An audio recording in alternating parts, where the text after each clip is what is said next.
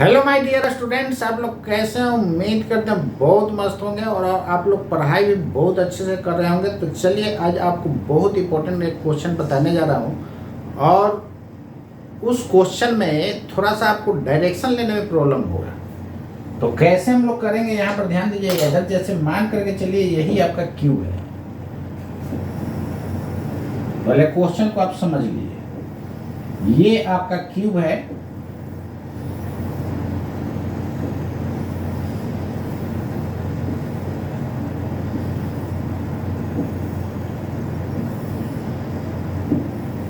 ये रहा क्यूब। कहता है कि क्यूब के ईच कॉर्नर पर देखिए ना, इसको हम एक्स एक्सिस ले लिए और इधर वाई एक्सिस मान लिए और इधर जेड एक्सिस मान लिए। क्लियर है? X y z. तो ईच कॉर्नर पर प्लस क्यू चार्ज है।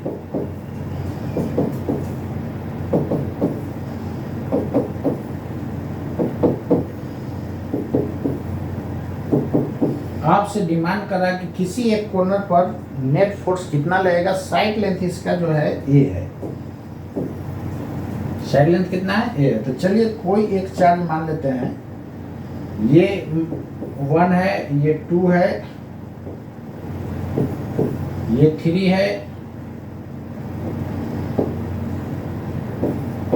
ये 4 है, ये 5 है, ये 6 है, ये 7 है, ये 8 है। क्लियर है? तो मान लेते हैं कि 7 वाला पर आपको इलेक्ट्रिक फील्ड फाइंड करना है। किस पर निकालना है दोस्तों? 7 पे। तो उस पे इलेक्ट्रिक फील्ड फाइंड करने के लिए आपको क्या करना होगा? सब चार्ज से यहाँ पर इलेक्ट्रिक फील्ड निकाल करके और according to principle of superposition सबको क्या कर देना है? वेक्टर सम कर देना है। और यदि इस पे फोर्स निकालना होगा तो जो नेट इलेक्ट्रिक फील्ड आएगा दोस्तों, उसमें क्यू चार्ज से गुना कर दिया जाएगा, वही फोर्स हो जाएगा। क्लियर है ना? यूनिट चार्ज पर लगने वाला फोर्स को मैंने आपको बताया था इलेक्ट्रिक फील्ड इंटेंसिटी, और क्यू चार्ज पर लगने वाला फोर्स को हम लोग क्या बोल देंगे? Electrostatic force. क्लियर है ना?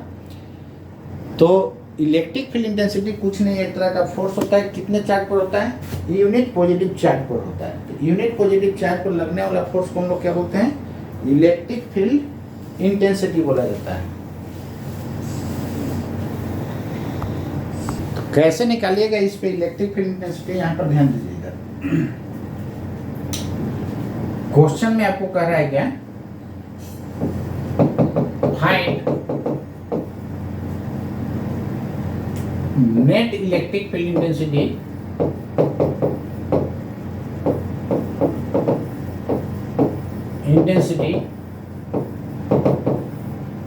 at corner 7 and also find net force acting on the charge kept at corner 7 as shown in figure। यही आपका क्वेश्चन दिया हुआ है। क्वेश्चन समझ गए होइएगा। तो चलिए इसको आप कैसे फाइंड करिएगा उसी को आपको मैं बताने जा रहा हूँ। तो सबसे पहले क्या करना है?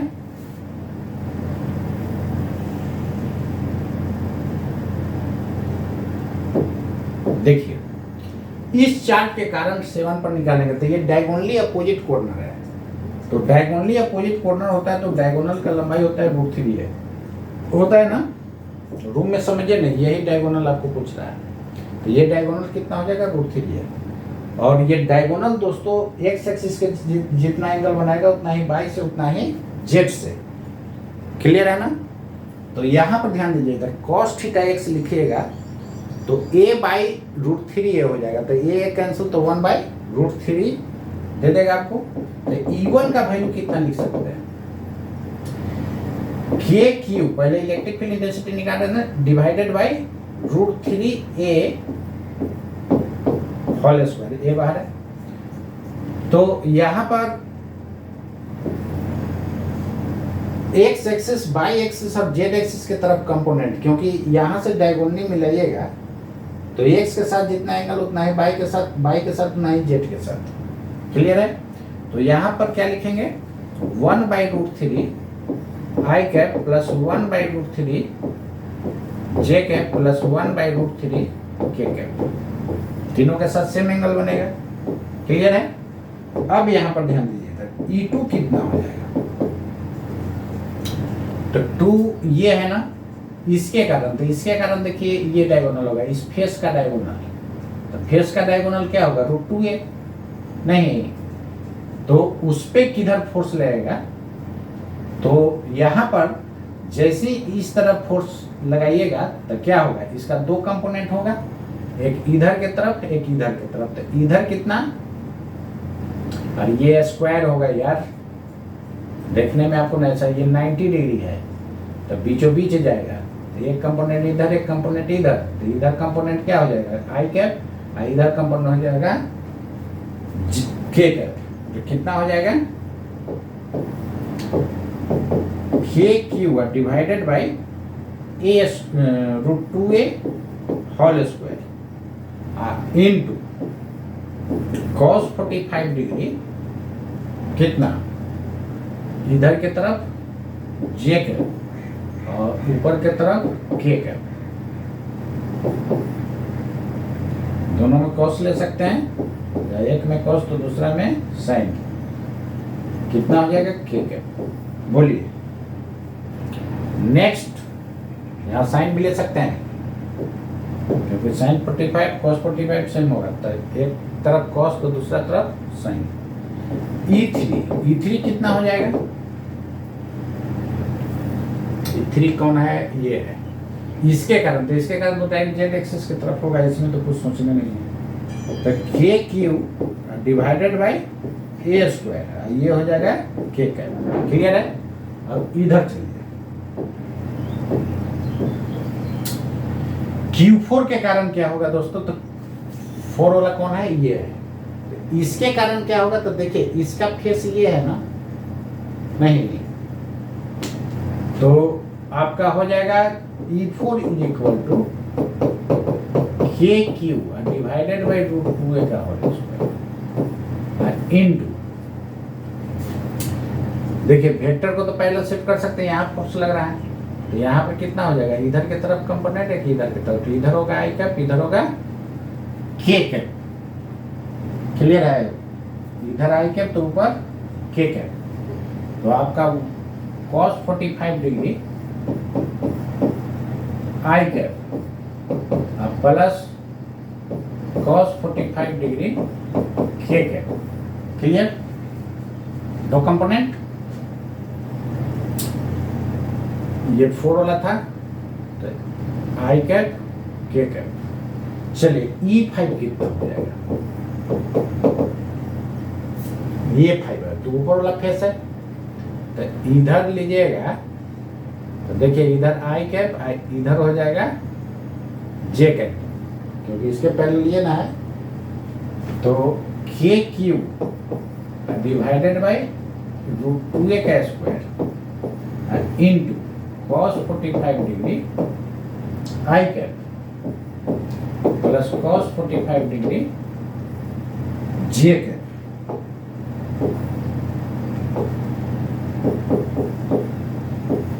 क्लियर है? चलिए इसके कारण हो गया, 6 के कारण देखिए, 6 के कारण क्या होगा, डायरेक्ट आई कैप, तो E6 बराबर के क्यू बाई ए स्क्वायर, और ये हो गया आई कैप। 8 के कारण ये बाई एक्सिस की तरफ देखिए पैरेलल है बाई का, तो E8 कितना हो जाएगा, k q divided by A square, ये हो जाएगा जे के। क्लियर है? देखिए अब सबको जोड़ेंगे, तो जोड़ेंगे तो क्या होगा, देखिए सिंगल वाला पार्ट कितना है, सब एकक है, के वाला, जे वाला और एगो आई वाला, और cos 45 वाला कितना है 1 2 3 और ये डायगोनल वाला तो एक ही है नहीं, ठीक है। तो नेट इलेक्ट्रिक फील्ड कितना हो जाएगा, सबको वेक्टर सम कर दीजिए।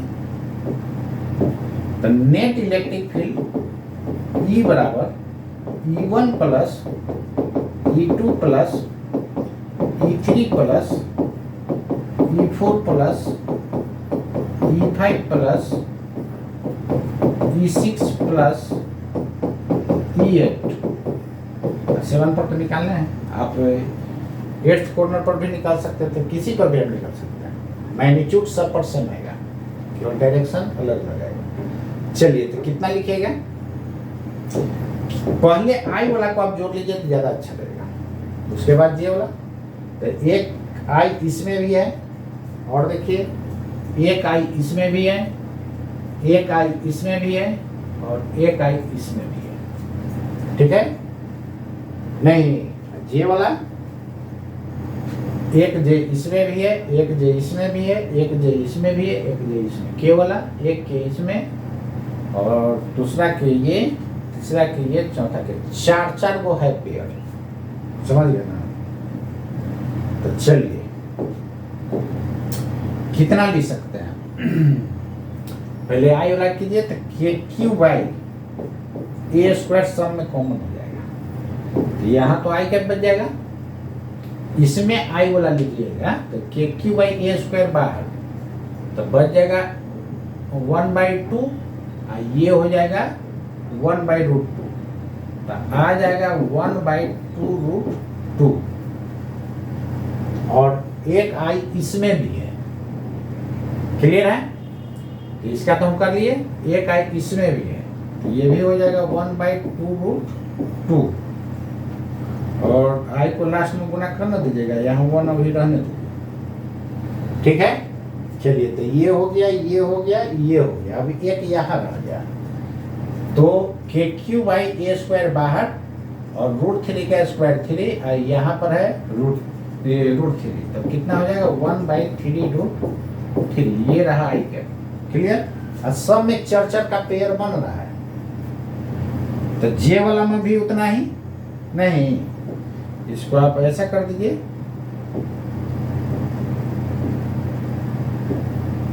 स्मॉल ब्रैकेट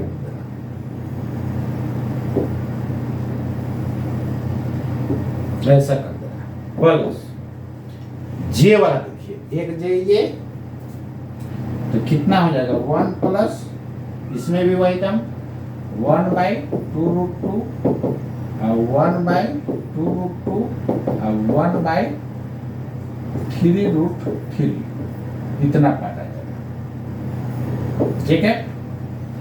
नहीं के वाला भी वही काम, देखिए ना ये कैसे हुआ, जे वाला ये कॉमन हुआ, जे वाला ये होगा तो 2√2, जे वाला ये होगा तो 2√2 और एक ये जे वाला, 4 हो ना गया, एक और रह गया प्लस इसका कीजिए के वाला का, तो के यहाँ पर है तो 1 हो जाएगा प्लस के इसमें भी है तो 1/2√2, के और कहाँ पर है इसमें है तो 1/2√2 और के इसमें भी है तो 1/3√3, ये हो गया के का। बोलिए किसी को कष्ट, कोई कष्ट नहीं है, सब ठीक है। अब ये देखिए सब में सेम है नहीं, तो यहाँ पर के क्यू बाई ए स्क्वायर, ये सब ये और ये कॉमन कर लीजिए तो कितना हो जाएगा 1 प्लस कितना लिख सकते हैं 1 प्लस ये डबल है तो 1/√2 हो जाएगा, अरे 2/2√2 तो 2 कैंसिल, यहाँ पर 1/3√3 सब में कॉमन कर लिए, तो कॉमन कीजिएगा तो यहाँ आई के बचेगा, जे के बचेगा, के बचेगा, अरे भाई ये सब जितना है ये कान पकड़े या उसको बाहर निकाल दिए तो बचेगा ना। आई कैप यहाँ, जे कैप यहाँ, के कैप। क्लियर है? चलिए तो ये रहा आपका नेट इलेक्ट्रिक फील्ड। अब इसका मैग्नीट्यूड जब देखिएगा तो E बराबर, इसको ऐसे भी लिख सकते हैं, जो देखिए root under d square plus d square plus d square, क्योंकि इस सब में 1 है, होगा ना। तो कॉमन टर्म को हम लोग बाहर निकाल लेते हैं, तो 1 प्लस रूट 2 1/3√3 ये बाहर हो जाएगा, और ये रूट अंडर 1 का स्क्वायर प्लस 1 का स्क्वायर प्लस 1 का √3 आ जाएगा। क्लियर? ठीक है यहाँ तक? चलिए अब इसको √3 से चाहिए तो आप गुना कर सकते हैं।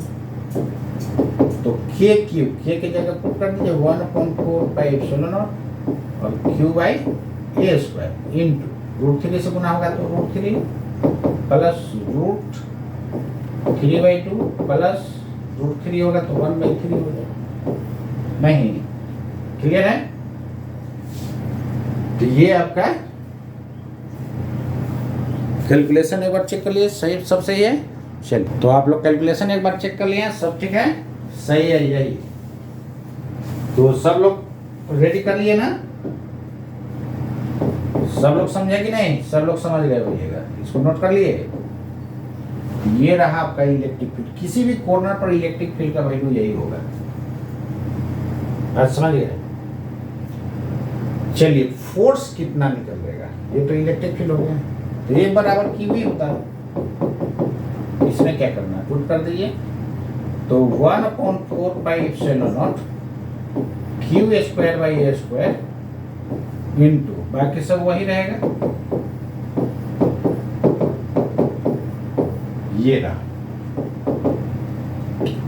ये आपका हो गया फोर्स, तो नेट फोर्स इतना लगेगा। क्लियर है?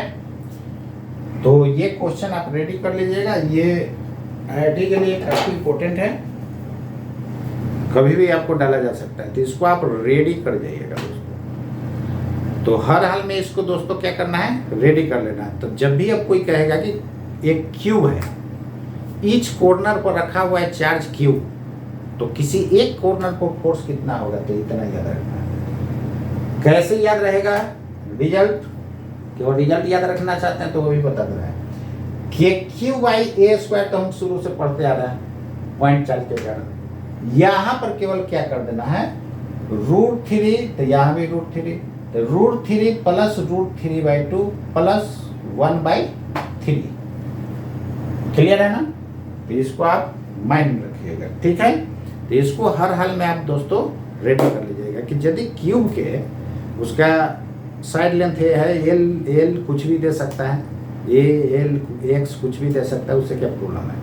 किसी कॉर्नर पर यदि आप नेट इलेक्ट्रिक फील्ड इंटेंसिटी निकालना चाहते हैं या नेट फोर्स निकालना चाहते हैं तो प्रोसेस सेम है, बस नेट इलेक्ट्रिक फील्ड इंटेंसिटी निकालिए और नेट फोर्स के लिए केवल Q से गुना कर देंगे, क्योंकि इलेक्ट्रिक फील्ड इंटेंसिटी कुछ नहीं दोस्तों, यूनिट चार्ज पर लगने वाला फोर्स होता है। जैसे Q चार्ज पर लगा देंगे तो वो आपको इलेक्ट्रोस्टैटिक्स फोर्स दे देगा। तो उम्मीद करते हैं आप लोग को बहुत अच्छे से समझ में आया होगा, और ये 3 डायमेंशनल फिगर है, कोशिश कीजिए रूम में समझने का और ज़्यादा समझ में आएगा।